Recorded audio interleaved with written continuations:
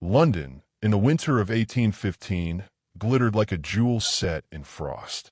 The war on the continent had at last drawn to its uneasy close, and the city seemed eager to celebrate its survival.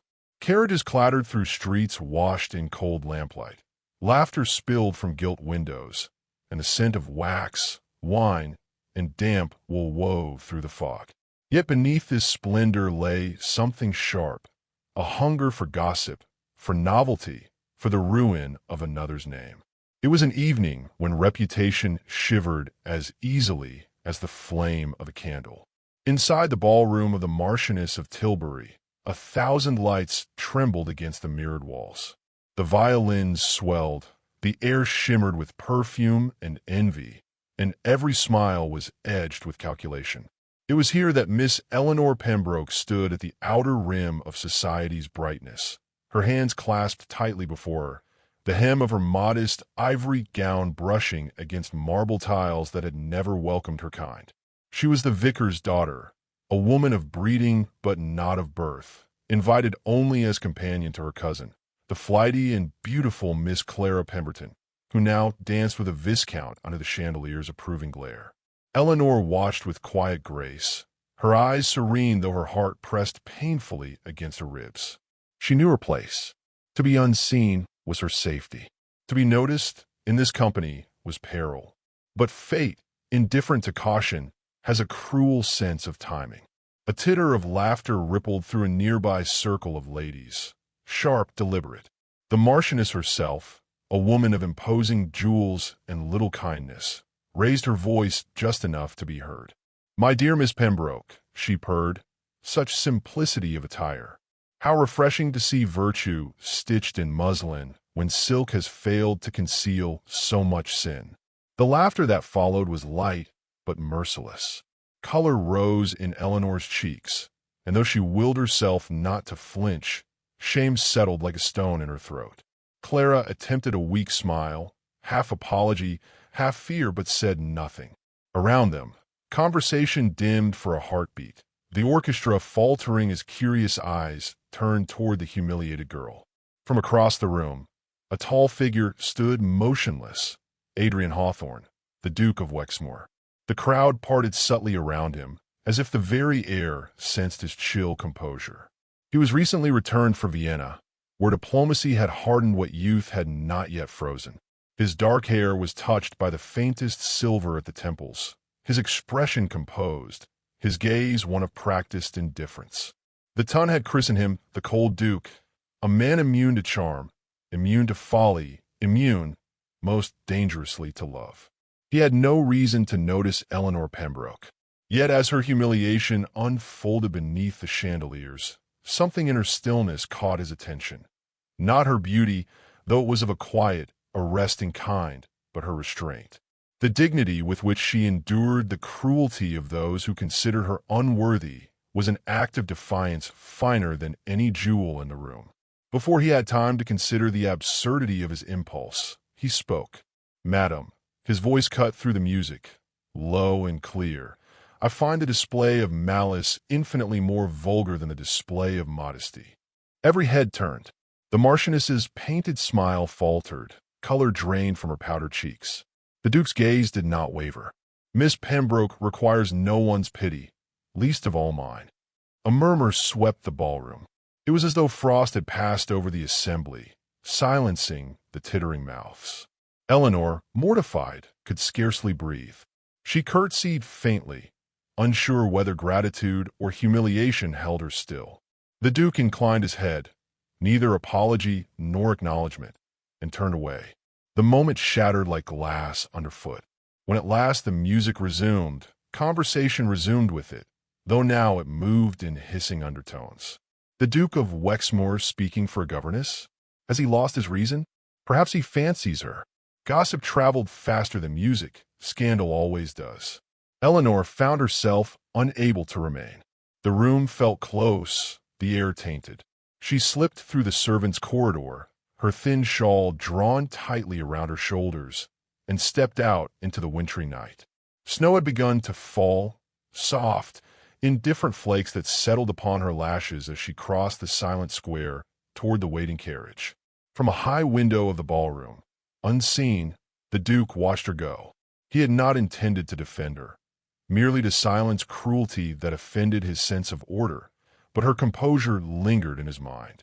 The image of her retreating into the snow seemed to echo something unacknowledged within him, something long buried beneath years of caution and cold diplomacy. He turned from the window with a quiet exhale, dismissing the thought as folly. He had no patience for sentiment. The ghosts of Vienna still trailed him, whispers of betrayal, of promises made and broken beneath foreign stars. Love, he had long since decided, was merely another form of negotiation, only less honest. Yet when his valet later removed his coat, Adrian found a single snowflake melted upon the sleeve, a fragile, vanishing mark of something he could not quite name. In the carriage rattling away from Tilbury House, Eleanor sat in silence beside her sleeping cousin. The night outside blurred into silver and shadow. Shame burned in her, but beneath it, a strange spark flickered, anger perhaps, or pride. She had wanted no rescue. Still, the Duke's words, delivered with that calm authority, had pierced something in her, not gratitude but curiosity. What manner of man defended a woman he did not know, then withdrew as though ashamed of his own kindness? The question lingered long after the city's lights faded behind her. She told herself it was nothing, that the world of dukes and diplomats was as distant from her as the stars themselves. Yet in some quiet corner of her heart, a tremor had begun, faint as the first crack of ice before the thaw. And far away, in the great house of Wexmoor, a solitary man stood before a dying fire, unaware that the night's small act of chivalry had altered the course of both their lives. Morning light slanted through the mist above the Devonshire cliffs, casting Wexmoor Hall in a cold, pewter glow. The estate, vast and solemn, rose from the moors like a memory carved in stone, its battlements weathered, its gardens disciplined into submission by winter's hand. Within those walls, silence reigned, broken only by the creak of a distant door or the faint echo of a servant's step. It was a place built for solitude, and solitude had become its master's chosen companion. When Miss Eleanor Pembroke arrived at Wexmoor, her carriage wheels grinding against gravel still slick with sea mist, she felt as though she had crossed not only miles but into another world altogether. The letter offering her employment as governess to the young wards of the Duke had come unexpectedly, a rescue from destitution following her cousin's marriage and her own quiet dismissal from polite company. She had read the signature twice, scarcely believing it. Adrian Hawthorne, Duke of Wexmoor, the man whose defense had once both humiliated and unsettled her. Now, standing in the great hall, she felt dwarfed by the sheer austerity of the place. Portraits of solemn ancestors lined the walls, each pair of painted eyes fixed in cold appraisal. A servant led her through corridors heavy with age until she was received by Mrs. Halloway, the housekeeper, a brisk, dignified woman who explained the duties with efficient precision. 2 pupils awaited her instruction, the Duke's young nieces, recently orphaned.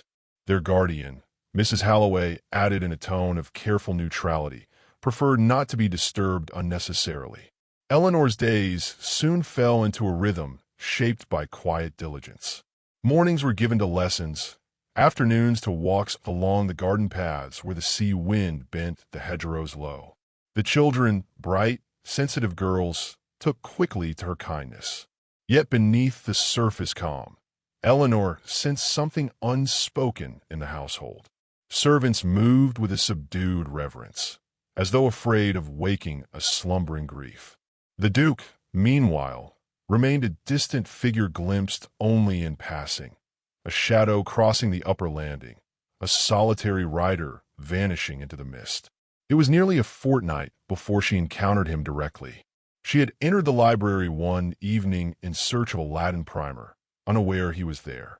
He stood by the hearth, coat unbuttoned, the firelight casting a faint bronze over his hair. At her startled apology, he turned, and for a moment neither spoke. The silence felt alive, dense with unexpressed memory. Then, In that measured tone she remembered all too well, he said, "You are free to use any volume you require. The children's instruction is of greater value than dust." Eleanor inclined her head. "Thank you, Your Grace. I hope not to disturb you." "You will find disturbance an impossibility here," he replied, and though his words were cool, something flickered behind them, a weariness she could not name. She withdrew, but from that night onward she could not enter the library without feeling the echo of his presence. Weeks passed. Winter deepened. The Duke's aloofness remained impeccable, yet small gestures betrayed an attention he did not acknowledge. A new fire was always lit in the schoolroom before her arrival. Her worn writing quills were quietly replaced. One morning she found, upon her desk, a volume of Shakespeare's sonnets bound in soft brown leather, its margins clean but for a single pressed violet between the pages. There was no note. Still, her pulse quickened at the discovery, a warmth she quickly dismissed as folly. By February, whispers had begun among the servants. A carriage from London brought newspapers hinting at scandal, claims that the reclusive Duke had taken a lady of obscure birth under his protection. The implication was clear enough. Eleanor's composure held, but her cheeks burned whenever she caught the maid's glances. When she next passed the Duke in the corridor, she paused, then spoke with quiet resolve. "Your Grace, I must beg you to allow me to depart. My presence has become a burden to your reputation." He looked at her then, properly, for the first time since her arrival. The lines of his face softened, though his voice remained steady. "Miss Pembroke, you mistake the nature of burdens. Reputation is a currency too often spent on trifles. I have endured worse than whispers." "I would not have them harm your name," she said. "And yet you endure their cruelty in silence," he replied. "Perhaps you are the braver of us." Their eyes met, the air between them taut with something perilously alive. She bowed her head and left before her resolve could fail. That night, a storm swept in from the sea, wind clawing at the windows, thunder rolling over the moors. Unable to sleep, Eleanor descended to the drawing-room, where a faint glow of firelight spilled beneath the door. The Duke was there, seated before the flames, a glass untouched in his hand. He did not rise when she entered, but spoke quietly, as though continuing a thought long in motion. "Vienna was a city of masks," he said. "One learns to smile while counting knives at one's back. I made a vow then, to trust neither affection nor promise again." She stepped nearer, drawn by the bleakness in his tone. "A vow made in pain is a cruel master, Your Grace." He turned toward her, his gaze shadowed. "Cruel, yes, but dependable." For a moment, the storm outside seemed to echo the silence between them, wild, restless, uncontained. She wished to speak, to ask what ghost haunted his restraint, but found herself mute. When he finally looked away, she curtsied and withdrew, her heart aching with an emotion she dared not name. In the quiet of her chamber, as rain battered the windows, Eleanor pressed the violet between her fingers. It had begun to crumble, fragile as hope. She told herself she would leave soon, that it was wiser to vanish before gratitude turned to longing. Yet somewhere beneath the thunder's roar, she thought she heard the faint sound of footsteps pacing the floor below, as though another soul in the vast house struggled against the same unrelenting storm. Snow lay heavy upon the gardens of Wexmoor, softening every sharp edge of stone and hedge into a quiet dream. The world beyond the estate seemed suspended, muffled beneath its white stillness, yet within the hall, tension gathered like storm clouds. Rumors had reached even this remote corner of Devonshire. The whispers of impropriety had grown louder, crueler. Servants exchanged glances, letters from London remained unanswered, and Eleanor felt the walls of the house close around her. She knew she must go. To remain was to invite ruin, for herself and for the man whose reserve had already begun to crack beneath her presence. It was the morning of her decision when she crossed the corridor toward the Duke's study. Her resignation letter trembled faintly in her gloved hand.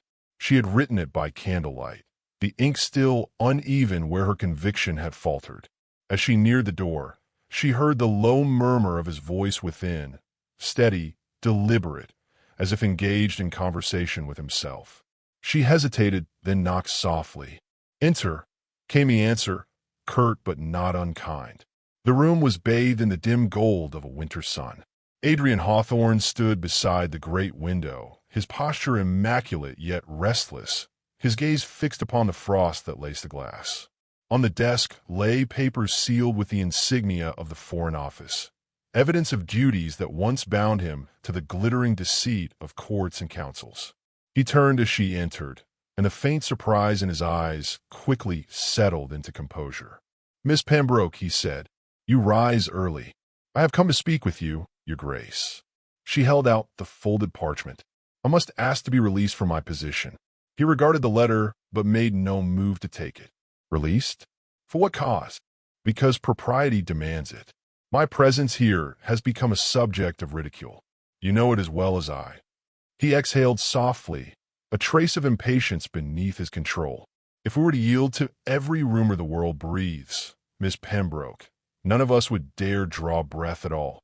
Your Grace, I beg you not to mock me. It is not my reputation I fear for, it is yours." Her words startled him more than she knew.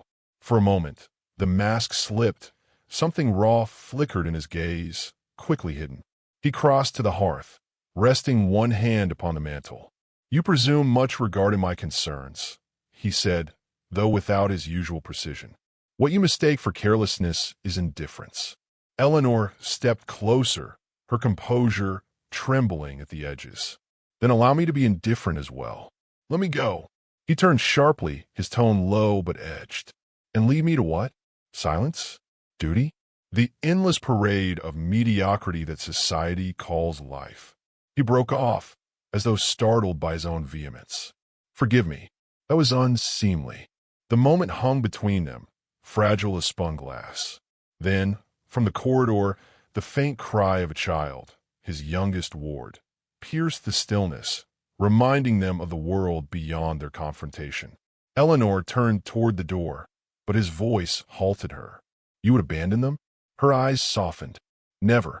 But if I remain, I endanger them too. Children do not thrive in scandal."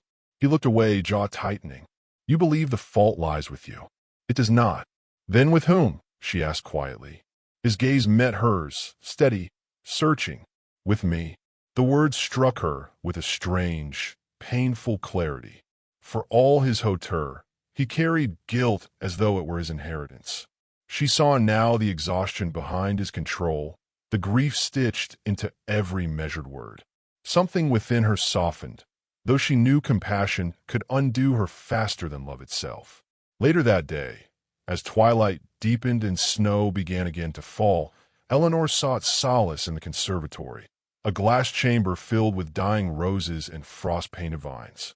The Duke found her there, unannounced, the faint crunch of his boots on the stone floor breaking the hush. "You mean to depart tomorrow?" he said. "Yes." Her voice was steady, though her heart faltered. "There is no other choice." He studied her face for a long moment. "When you arrived, I thought you an inconvenience. Now I find your absence intolerable." She turned toward the frozen garden beyond the glass. "You should not say such things, Your Grace." "Should," he repeated, almost bitterly. "My life has been ruled by that word." He stepped closer, his reflection merging with hers against the pain. "I have told myself I am incapable of feeling, that affection is weakness, that tenderness invites ruin. Yet when I see you," he faltered, as though the confession itself threatened to undo him. "I no longer believe my own lies." Eleanor's breath caught. "Do not make this harder," she whispered. "You know how the world would judge us. Let the world judge." His tone deepened, fierce and low.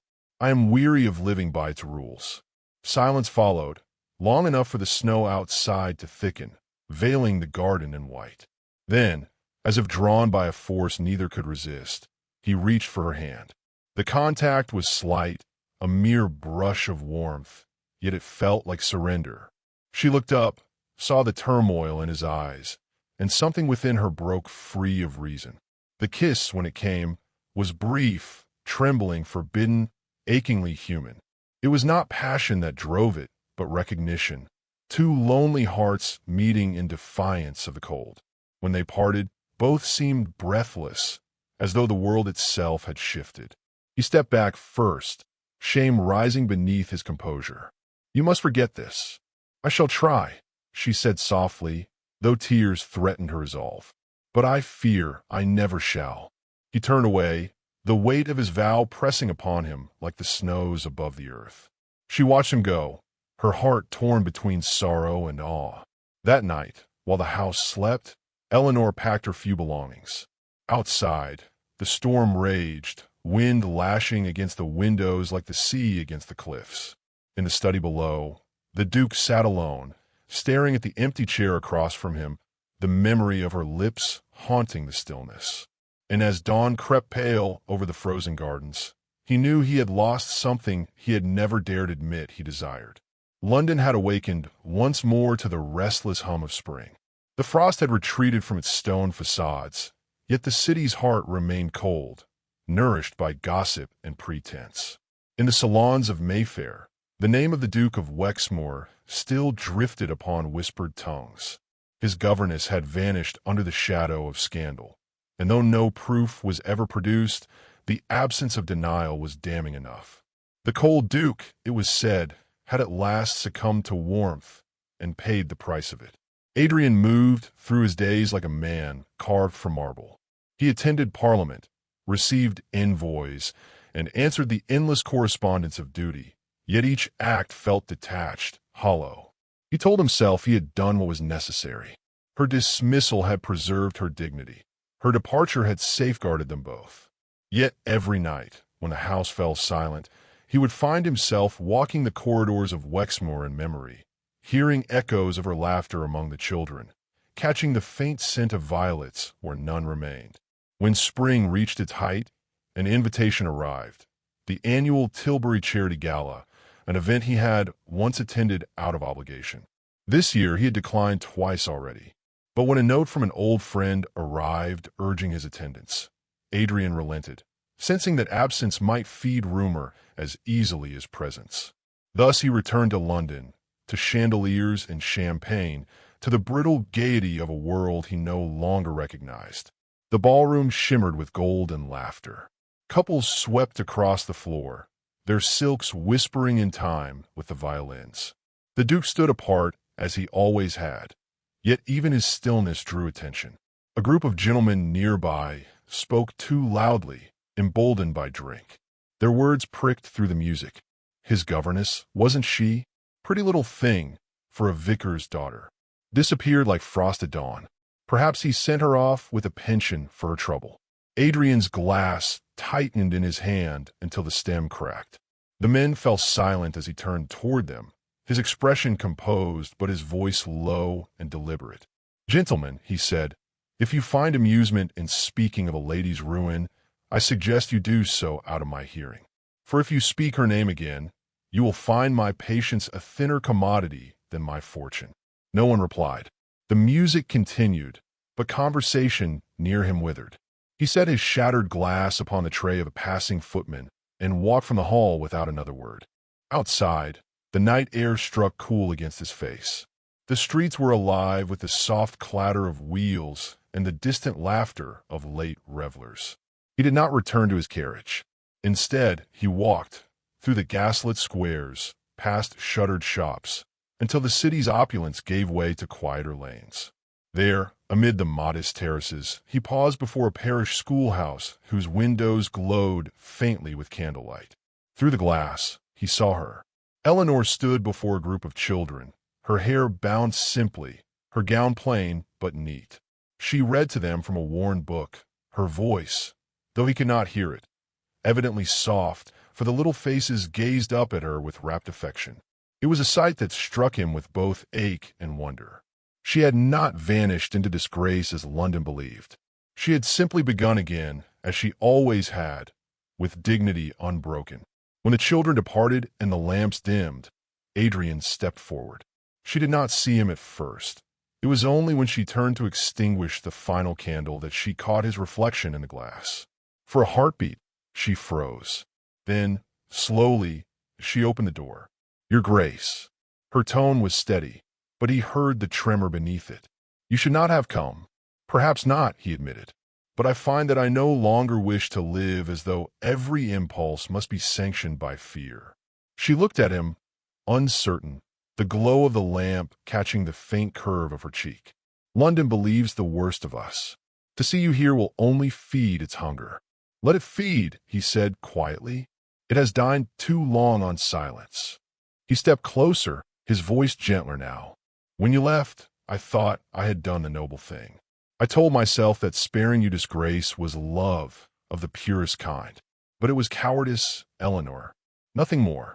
She turned her face away, her hands clasped before her. "You speak of love as though it can undo what has been done. What good can come of this confession now?" "The good of truth," he answered. "I cannot offer you peace, or position, or freedom from gossip. But I would rather bear their scorn beside you than wear a crown of their approval alone." The silence that followed was deep, filled only by the ticking of the schoolhouse clock. When she finally looked at him, her eyes glistened with a softness that unmade him. "You ask much of me," she whispered. "To forgive, to believe again." "I ask only that you remember," he said, "that in a world built upon coldness, warmth is still worth the cost." A faint, trembling smile touched her lips. She set down the lamp, the light trembling between them. "Then let the world be kind, just this once." He took her hand, not in passion, but reverence. The touch was simple, certain. Outside, dawn began to pale the horizon, soft gold spilling over the rooftops. By the time London awoke, the Duke of Wexmoor was gone from his townhouse. In the weeks that followed, gossip shifted again. Some claimed he had married his governess in secret. Others swore he had fled abroad. The truth mattered little to the world, but it mattered to them. At Wexmoor, spring had come in earnest. The gardens bloomed, the air scented with roses newly freed from frost. Along the gravel path, two figures walked side by side, the Duke and his Duchess, hands barely touching, as though afraid the moment might vanish if held too tightly. He paused before the fountain, once frozen, now flowing clear and bright. "I never thought I would see this place alive again," he murmured. She smiled faintly. "You only needed to open the windows, Your Grace." "Adrian," he corrected softly. "No grace remains but yours." Their laughter mingled with the sound of water and birdsong. In the stillness that followed, the narrator of their tale might have said that the cold Duke's vow had melted at last, not in grand passion, but in the quiet courage to love without permission. And as the wind carried the scent of roses through the air, the garden of Wexmoor seemed to breathe again, each blossom a reminder that even the hardest winter yields to spring.